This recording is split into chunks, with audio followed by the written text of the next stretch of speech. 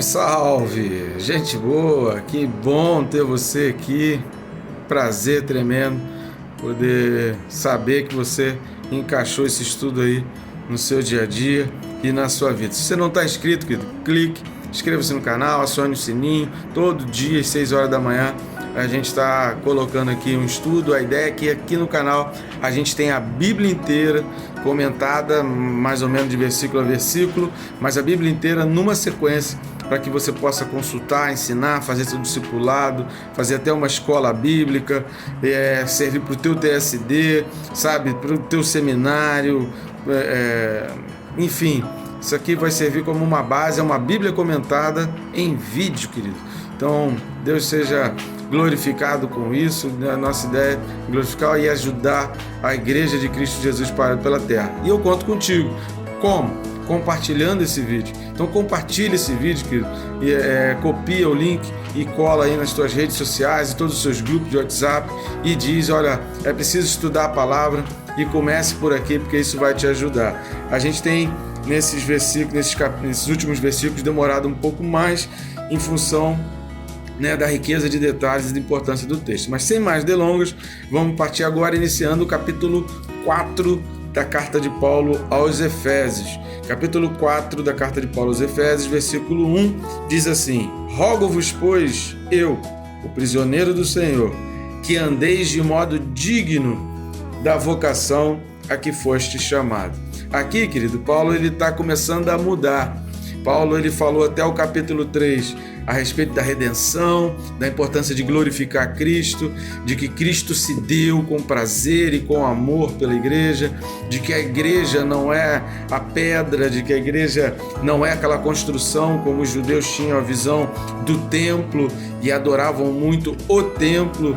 Então, Paulo traz aquela visão do véu rasgado, de que o templo somos nós, de que o corpo de Cristo está em nós e de que é na junção, não de maneira isolada, porque sozinho, que a gente vai ver isso em vários textos bíblicos, né?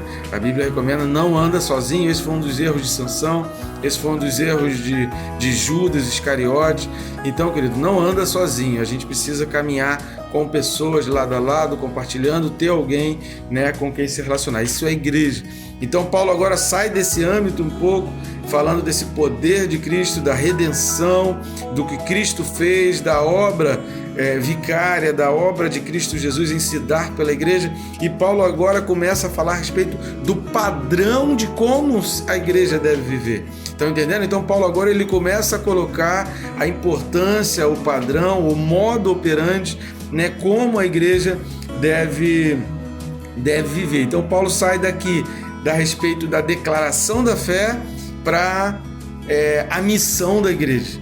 Então Paulo falou até o capítulo 3 a respeito do poder, da glória, da fé em Cristo Jesus. E Paulo agora vai falar da missão da igreja, em unidade, em santidade.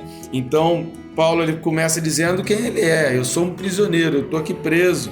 Estou preso pelo Senhor, não estou preso porque eu roubei, não estou preso porque eu sou corrupto, não estou preso porque eu tirei nada de ninguém, não estou preso porque eu cometi coisas horríveis ou eu burlei, ou infringi qualquer lei divina. Não, eu estou preso porque as pessoas não gostaram do que eu falei, não gostaram de ter anunciado a Cristo Jesus e aí estão me condenando e me prendendo. Então Paulo é o prisioneiro no Senhor. E aí Paulo vai falando que andeis de modo digno da vocação a que foste chamado. Lá, escrevendo aos Coríntios, Paulo vai falar assim: olha, todas as coisas me são lícitas, mas nem tudo convém. Então, a questão nossa, a preocupação, eu posso fazer isso? Eu posso frequentar determinados lugares? Eu posso assistir? Poder, eu posso. O que me impede? Eu posso. Agora, será que ir, frequentar lugares, fazer coisas, vai ser compatível com um modo digno da vocação? O que é vocação? É de voz, Vocacionar. É quando alguém fala e te chama. Então, vocação é o chamado. É aquilo que Deus te chamou. A gente falou, se você prestou atenção no capítulo 3, versículos 20 e 21, a gente falou que Qual o propósito primeiro da igreja? É anunciar, é levar a Cristo, é fazer com que o milagre que opera em cada um de nós leve outras pessoas a glorificar o nome de Cristo, é fazer com que a glória a Cristo alcance outras gerações e alcance outras pessoas. Ora, se o meu objetivo primeiro como igreja, porque eu sou igreja, eu me junto com pessoas e nós somos igreja. Se o nosso objetivo primeiro, se a primeira coisa, se o primeiro impacto, se a primeira reação das pessoas ao olharem para mim, se o meu primeiro objetivo antes de qualquer coisa pessoal é fazer com que outras pessoas glorifiquem a Cristo Jesus, eu preciso pensar, será que isso que eu estou fazendo, isso que eu estou falando, essa maneira de agir, está levando outras pessoas a glorificar Cristo? Está levando outras pessoas a entenderem que existe uma vida diferente, que eu mudei, que houve uma ruptura na minha vida e que agora eu tenho um chamado e que agora o meu chamado é a minha primeira coisa a pensar, é a minha primeira coisa no meu agir, no meu fazer? Então, querido, a gente precisa pensar sobre isso. Então você precisa entender sobre isso. Se não vai, querido, contribuir para que as pessoas percebam qual é o teu chamado e qual é a tua vida e que as pessoas vejam Cristo em vocês, então não vá, não fale, não ande, não faça. Estão entendendo? Então Paulo está falando aqui, eu rogo a vocês. Ou seja, pense nisso.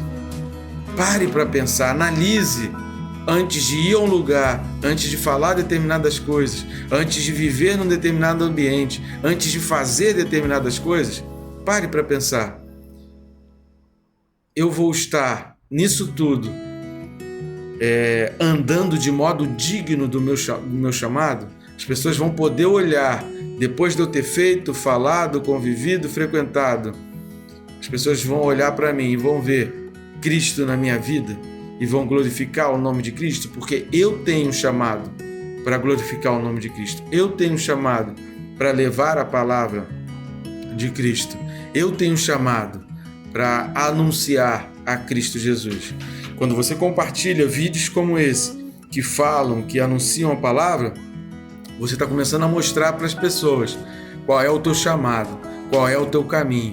E as próprias pessoas, querido, eles já começam a perceber que você tem um trilho diferente do dele. E aí, das duas umas, ou ele vai querer se afastar de você, ou muito provavelmente ele vai querer entender que esse trilho que você está tendo como percurso transforma a vida, e ele vai querer entender isso e vai querer isso para a vida dele, e vai querer essa transformação para a vida dele, e vai te pedir ajuda, e você vai se tornar um referencial. Por quê? Porque você se preocupa sempre antes. Será que isso que eu estou fazendo, será que isso que eu quero fazer, será que esse lugar que eu quero frequentar, será que essas coisas que eu quero falar, será que essas pessoas com quem eu quero conviver, será que ali eu vou mostrar Cristo Jesus, eu vou mostrar o meu chamado? Então eu preciso primeiro mostrar o meu chamado. E aí as pessoas vão querer isso e vão ver o quanto isso foi bom para a tua vida. Amém, querido? Pensa nisso e que Deus te abençoe, querido, rica e abundantemente.